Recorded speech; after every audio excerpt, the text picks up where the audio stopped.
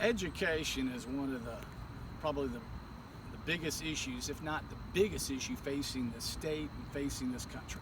We have 5 million children in our public school systems. We have 1,100 school districts. We have about 60 to 70% of our children that are economically disadvantaged. Education is where the rubber meets the road, and it's a real easy choice. We can choose public education, far from perfect, but we can make it the best in the world, the best in the country. Or we can take the path of food stamps, we can take the path of Medicaid, we can take the path of the prison system. We have the largest prison system in the nation here in Texas. We are the largest food stamp recipient. And if we expanded Medicaid, we'd probably be the largest Medicaid provider here in Texas. So education is where the rubber meets the road. I want to modestly increase the cost of education or distribute money. I want to put more money into it, but modestly. And I want to focus in on teacher pay, because you're going to need your best and brightest to lift those standards. We have a lot of children in this state whose parents that don't have a formal educational background, and they're going to need the best and brightest to raise their level of education to compete in a global economy. I also want to focus in on classroom sizes.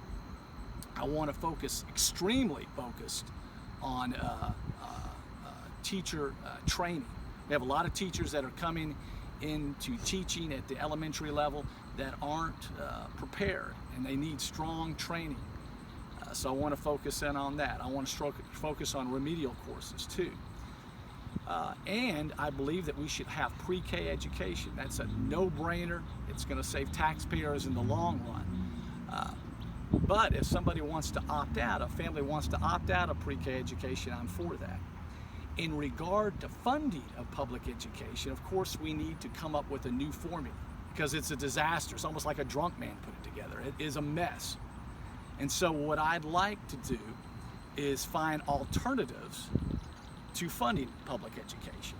One measure could be increasing the sales tax by 0.25%. This is something that Tom Pauken, when he was running as a Republican for governor, had introduced. I thought it was a good idea. So you raise taxes here slightly in one area, and you drop property taxes in another area. Another thing I think we should look at is slightly increasing the gasoline tax, which also, a portion of it goes to education. Also, I think it would be darn good for transportation, because we wouldn't have so much debt, but that's another discussion. But those are some of my feelings in regard to public education. But I was really disappointed in the lieutenant governor and the governor when they didn't put that as at the top of his list in regard to special items that the legislator should have discussed. It should have been an emergency item.